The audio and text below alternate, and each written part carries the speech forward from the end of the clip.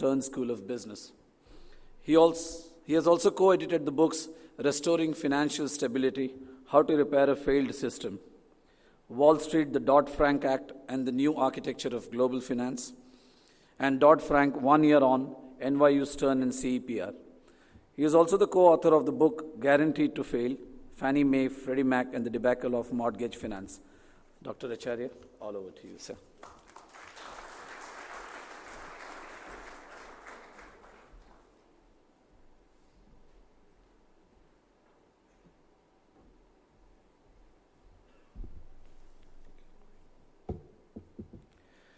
Thank you, Chanda and Dr. Marshallkar, for leading the way today evening.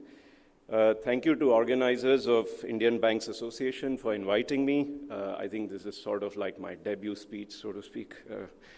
To all the award winners, who I think it's not been disclosed yet, congratulations on your achievements and the innovative spirit you've shown to be today's worthy recipients. FinTech, as you say, is taking banking and intermediation into uncharted territory. I must confess that I'm yet to fathom the full import of these sweeping changes that are taking place. So in the meantime, my subject matter today will be more prosaic, maybe somewhat sobering, perhaps even a bit out of context with what this evening is supposed to celebrate. So my apologies if you think it's totally out of place.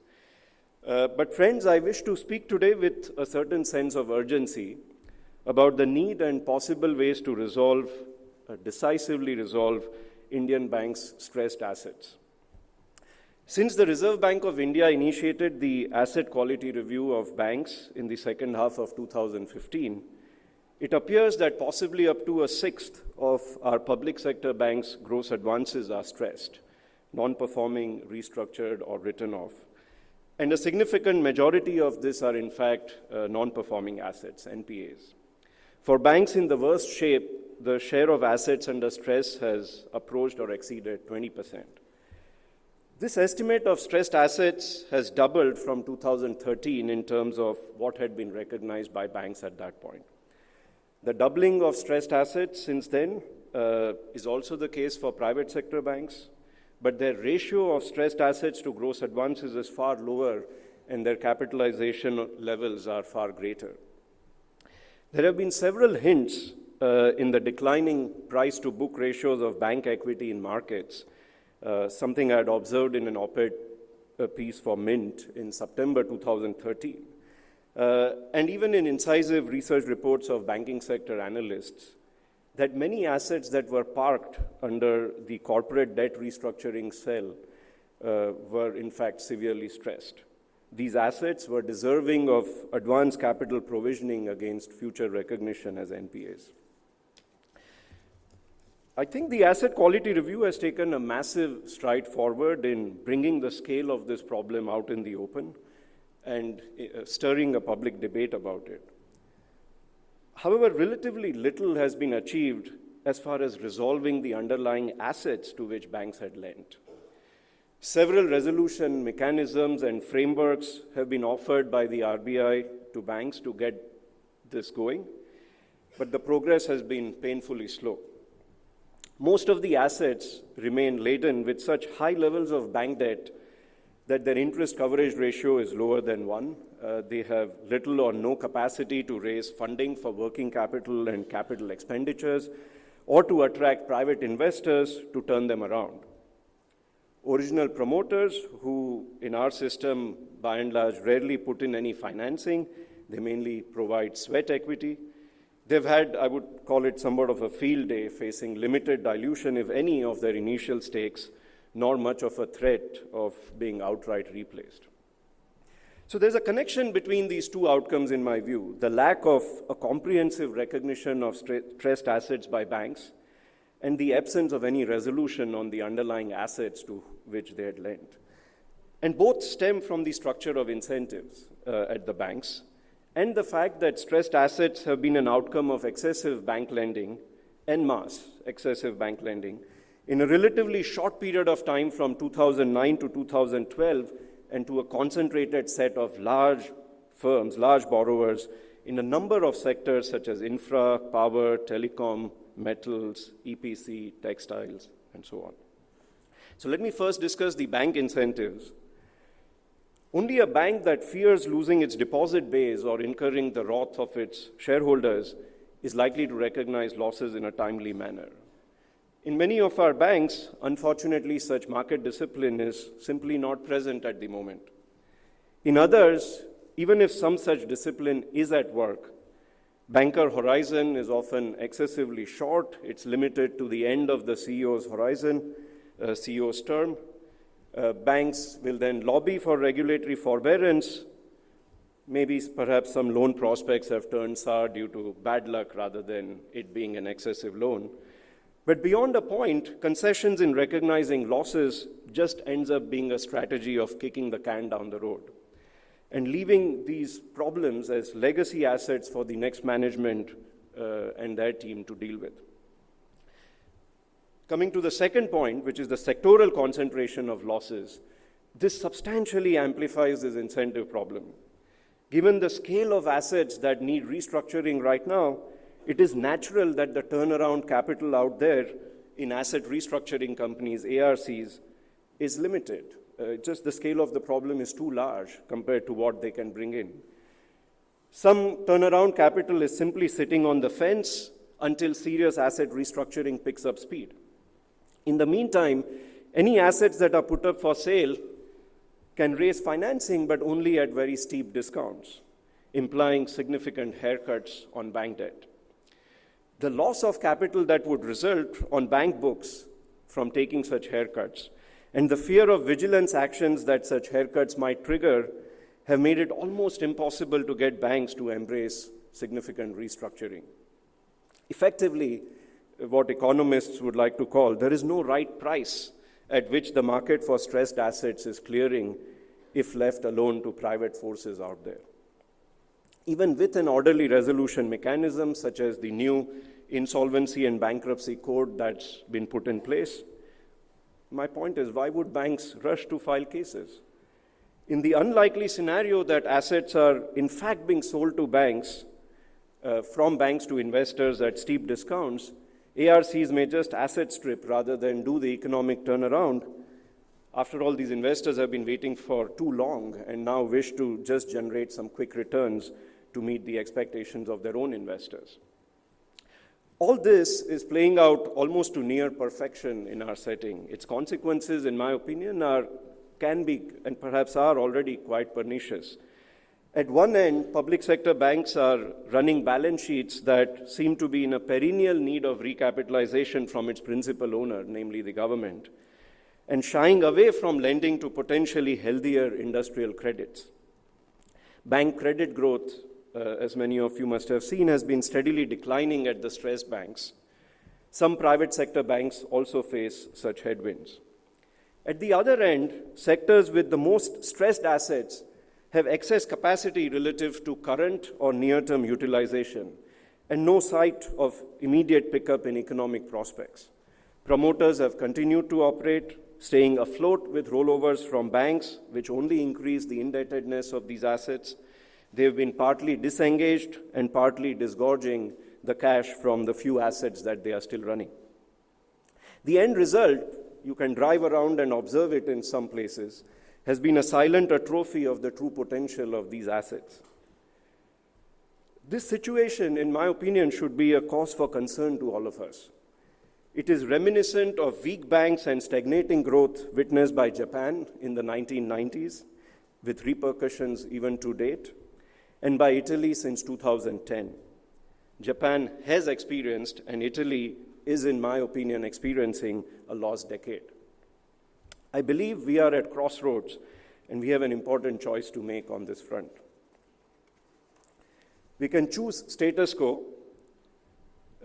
sort of do things incrementally, but I think this would be insanity, doing the same thing over and over again and expecting different results, as Albert Einstein put it. It would risk a Japanese or an Italian-style outcome. Or we can choose to call a spade, as Scandinavia did to resolve its banking problems in the early 90s, and the United States did from October 2008 to June 2009, even if only after letting one very significant bank fail. Ireland and Spain, where the recoveries since the global financial crisis have not been as salubrious as in the United States, have nevertheless fared better than Italy. They too first adopted measures to pretend and extend troubled bank assets, but eventually recognized the scale of the problem and dealt with them in a decisive, disruptive manner. With our healthy current level of growth and future potential, with our hard-fought macroeconomic stability, with our youth climbing echelons of entrepreneurial success day after day, with our vast expanses of rural India that need infrastructure and modernization, and with our levels of poverty that have steadily declined but still need substantial reduction, I would think we simply don't have a choice as a society to go down this path. I think we have no excuse, no moral liberty to let the banking sector wounds fester and result in amputation of healthier parts of the economy. So the key question is, how do we embark on a better path? I've been thinking hard of ways to swiftly resolve our bank stressed assets. I've tried to draw on the analysis and documentation of similar episodes in economic history that I just alluded to, which in some cases I was lucky to have contributed to and learned from. Let me mention the key principles to successful restructuring that I've managed to glean from these studies. First and foremost, there has to be an incentive provided to banks to get on with it and restructure these stressed assets at a price that clears the market for these assets. If they don't do it in a timely manner, then the alternative should be costlier in terms of the price they receive. Second, the ultimate focus of restructuring and of assessment as to whether the restructuring package that's being offered to the bank is at the right price, right level, must be the efficiency and viability of the restructured asset. Generating the best price for the bank at all costs may only result in cosmetic changes for the loan and the firm and risk serial non-performance of these assets because the debts are just remaining high and there's nothing the firm can do to become economically viable. Third, not all of the resulting bank losses, if you have to take these tough actions, should simply be footed by the government. As a majority shareholder of public sector banks, the government runs the risk of ending up paying for it all. So it should manage this process at the outset to avoid that outcome. Wherever possible, private shareholders of banks should be asked to chip in. Some surgical restructuring should be undertaken to consolidate and strengthen bank balance sheets so that private capital can actually come in at better valuations. The government might have to accept that it is best to let some banks shrink over time. Divestments of bank ownership will have to be on the table. And it's interesting that historically, significant restructuring of stressed assets on the scale that we are talking about has almost always involved significant bank restructuring. It's just not been status quo once you handle this. So let me now elaborate a plan that employs two different models for stressed assets resolution and recognizes the concomitant need for bank resolution that arises from it. I'll provide the plan in some detail to make the point that I think it can be done. What I enunciate should be viewed as an attempt to address all dimensions of this big problem. Its individual parts are, however, not meant to be cherry-picked to just add on top of what we are trying to do right now by or for whichever constituency each small part favors. That would really not work to push things forward. Okay, so here it is. Model 1 is what I'm going to call as a private asset management company, or PAMC, since I've found in the last 1 month we must have acronyms for everything. So this private asset management company, this plan, the first plan, would be suitable for sectors where the stress is such that assets, the underlying assets to which banks have lent, are likely to have economic value in the short run with moderate levels of debt forgiveness. I conjecture based on anecdotal observations that sectors such as metals, EPC, telecom, and textiles might qualify for this plan. Okay, so here's it in detail. In terms of timeline, the banking sector will be asked to resolve and restructure, say, its 50 largest stressed exposures in these sectors by 31st December of this year. The rest can follow a similar plan in 6 months thereafter. For each stressed asset, turnaround specialists and private investors, other than affiliates of banks exposed to the asset to avoid a natural conflict of interest, will be called upon to propose several resolution plans. Each resolution plan will lay out sustainable debt and debt for equity conversions for banks to facilitate the issuance of new equity and possibly some new debt to fund the investment needs of the asset. We may have to consider that the sustainable portion of bank debt does not have to be greater than some minimum amount, so as to allow for a large haircut if necessary for economic recovery of the underlying asset. Each plan would lay out cash flow prospects, whether the promoter stays or not, and if yes, with what stake. Each resolution plan would then get vetted and rated by at least 2 credit rating agencies to assess the financial health, so look at interest coverage ratio, leverage, etc., economic health, what sector, what margins in cash flows are projections, etc., and management quality, it's the old promoter or the new team. The rating would be for the asset and not just for bank debt in case additional debt is to be issued under the plan. Feasible resolution plan, so I'm going to use the term feasible. Feasible plans would be those that improve the rating of the asset, which currently is likely to be C or D, such that minimum of the 2 credit ratings that have been generated from different resolution plans is at or above some threshold level. For example, at least just below the investment grade level. It might have to depend on each sector. The intention is that the asset should not have a high likelihood of ending up in stress soon after restructuring.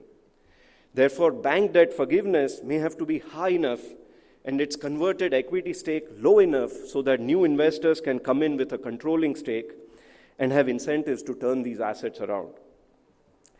Within this set of feasible plans that are identified, banks can choose the one that they like the most.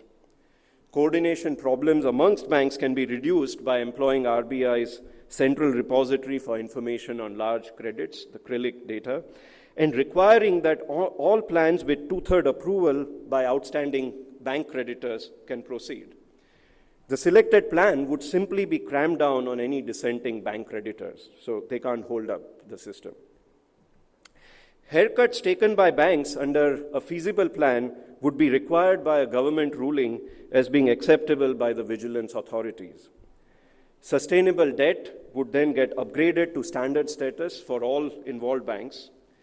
The promoters, I stress, would have no choice as to what restructuring plan is accepted and may potentially get replaced and or their stakes diluted as per the preference of and depending on the price at which the new managing investors come in.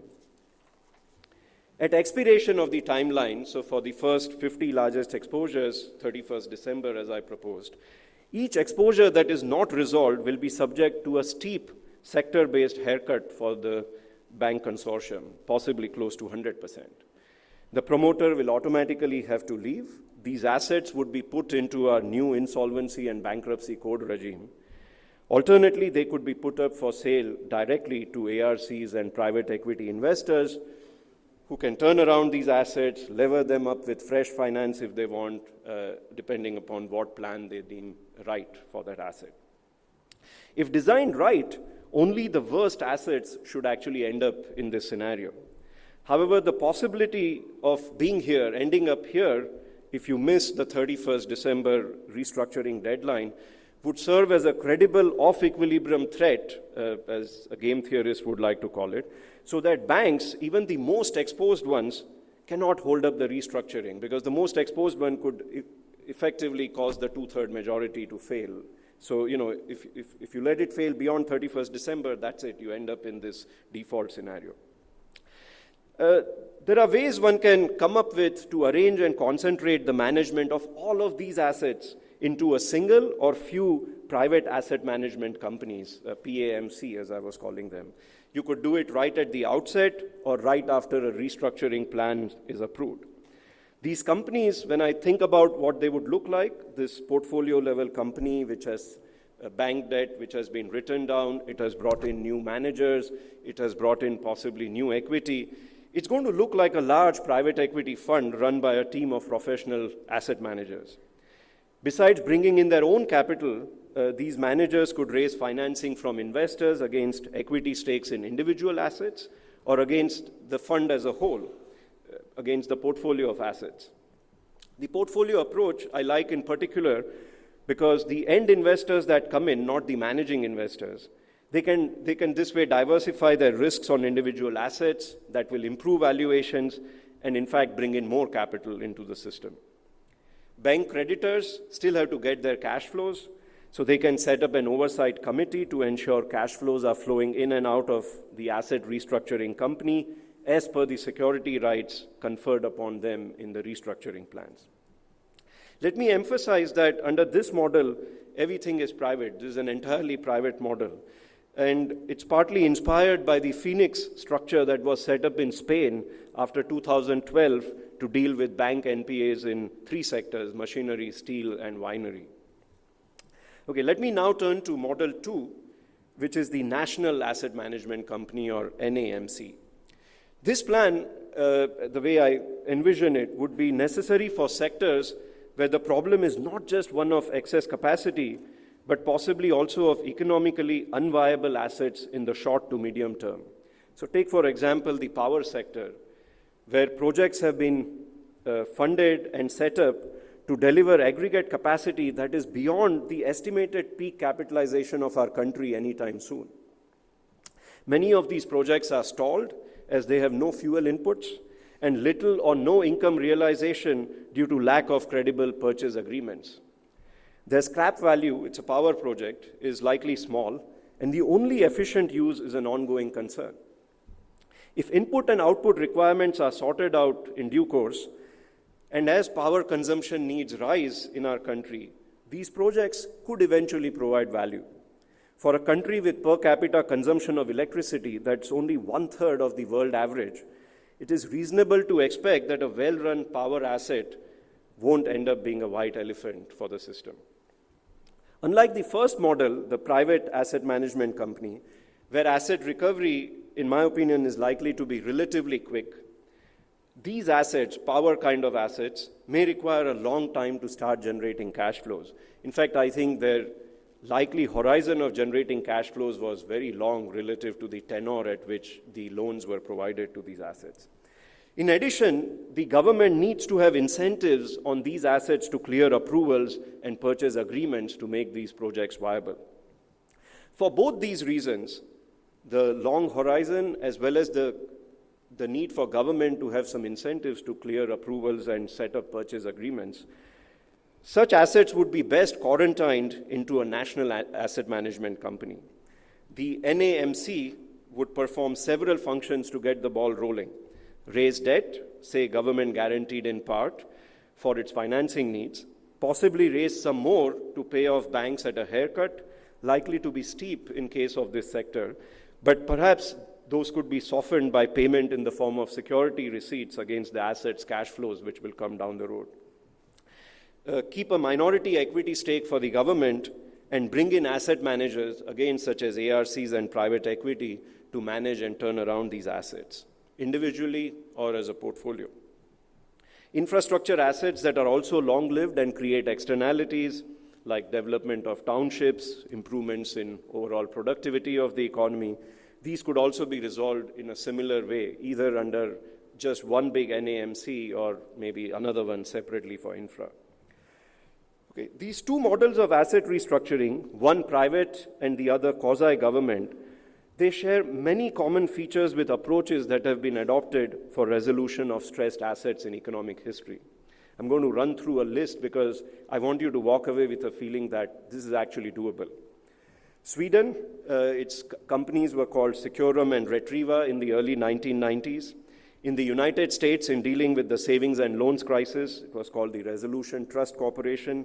In Japan, only after 7 years, so in post-1998, via its Deposit Insurance Corporation. In Indonesia, it was called IBRA, Malaysia, Dana Harta, and South Korea, Camco, to deal with the banking problems after the Southeast Asian crisis.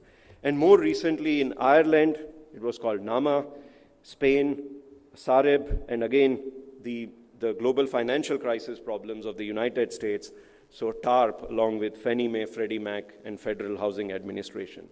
In fact, the European Banking Authority has proposed a similar set of structures to deal with the NPAs of European banks, notably the Italian banks that I was referring to earlier.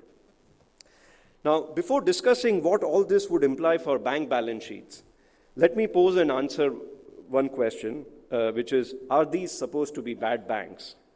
The answer is no. While I am myself guilty of previously using this phrase, bad bank, for such ideas, over time I have come to dislike the title, and let me explain why. A bad bank seems to convey the impression that this entity is to operate as a bank, but has bad assets to start with. In fact, the idea is not to operate these asset management companies as banks at all. Resolution agencies that have been set up as banks, which end up originating or guaranteeing lending, these have ended up being reckless lenders in future, notably in the case of Germany, which has had a habit of aggregating stressed assets of its Landesbanken into bad loans. So Landesbanken are like cajas in Spain, or savings and loans, or our sort of smaller cooperative banks, if you want. I would argue this model has also been the story of Fannie Mae and Freddie Mac with respect to housing booms and busts in the United States. Every time housing sector goes bust, they are used as bad banks, and then they start all over again with loan guarantees that seem egregious. It would be better to limit the objectives of these asset management companies to orderly resolution of stressed assets and with graceful exit thereafter. In other words, no mission creep over time to do anything else, such as raising deposits, starting a lending portfolio, or helping deliver some social programs. It is essential to keep the business model of these asset management companies simple to make them attractive for private investors with expertise for the main task on hand, which I believe is asset restructuring. Okay. Now, a moment of reflection clarifies that under both of these models that I proposed, bank balance sheets, on the one hand, would be freed up from the overhang of stressed assets and allowed to focus on their healthier activities. Of course, the catch is that given the haircuts involved, there will also be a need for decisive bank resolution. We keep hearing clarion calls for more and more government funding for recapitalization of our public sector banks. Clearly, more recapitalization with government funds is essential. But few have suggested that the government should adopt measures to economize its total cost from recapitalizing banks.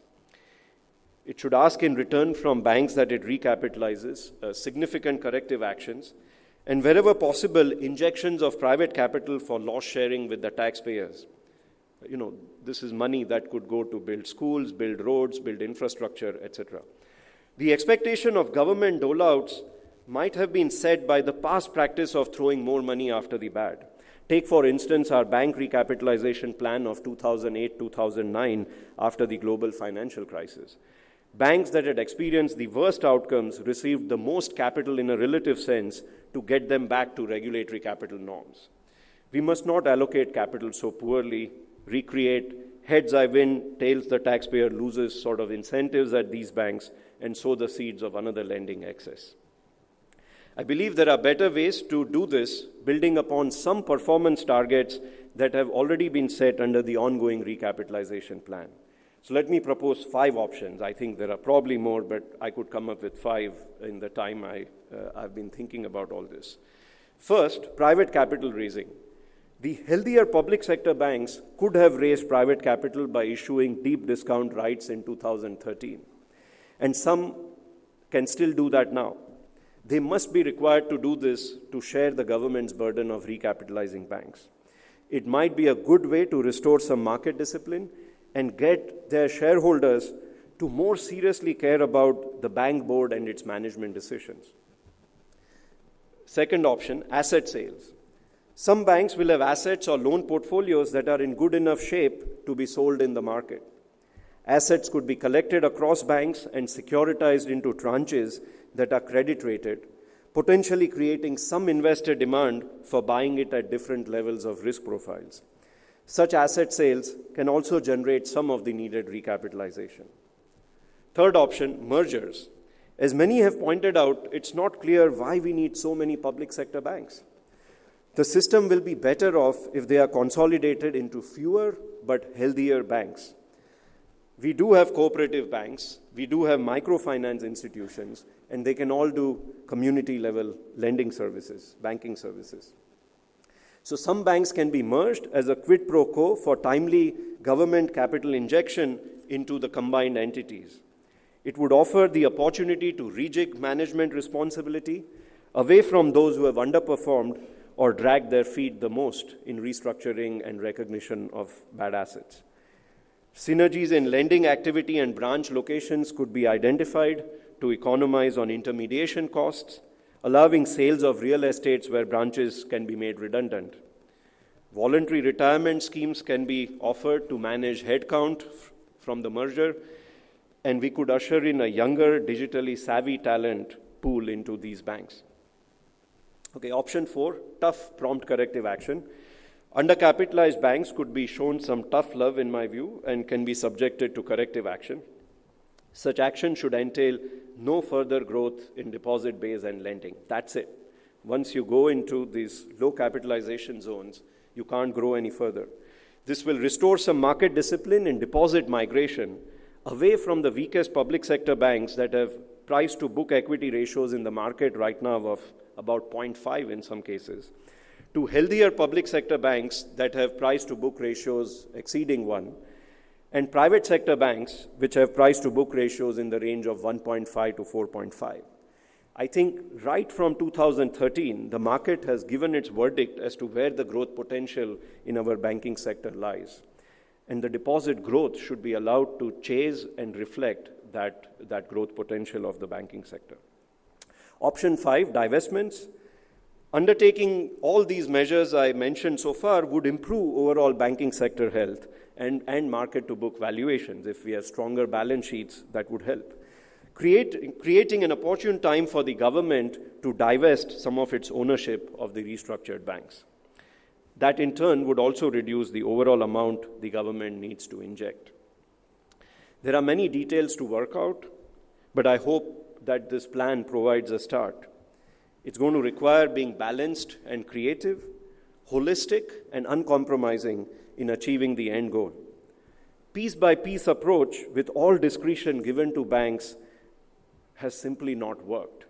So I think it's time to not keep doing that, because I think time is of essence if we are to restore corporate investment and job creation at a large number of these fairly big-sized corporations of our economy. Sustainable progress in an economy cannot occur when a set of players is allowed to hold up the efficient allocation of capital. Their owning a smaller share of assets can help unlock economic value. Their hogging of these assets will only lead to further value erosion. I hope that we can work together and collectively make the right choice going forward. Thank you for your kind attention. Can I take questions?